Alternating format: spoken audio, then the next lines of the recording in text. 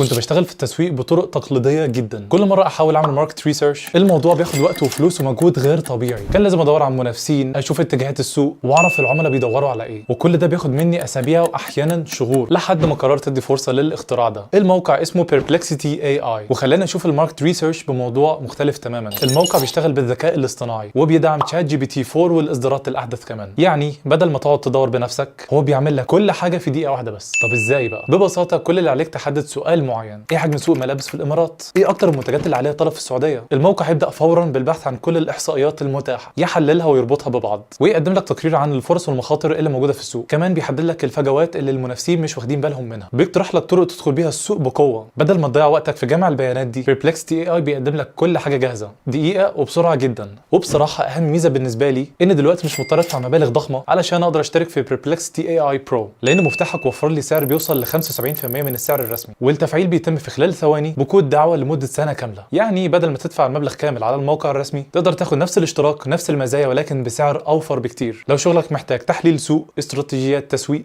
او حتى مجرد فهم اعمق للمنافسه، ده الحل اللي كنت مستنيه. اطلب اشتراكك من مفتاحك دلوقتي واستفيد بالعرض قبل ما يخلص.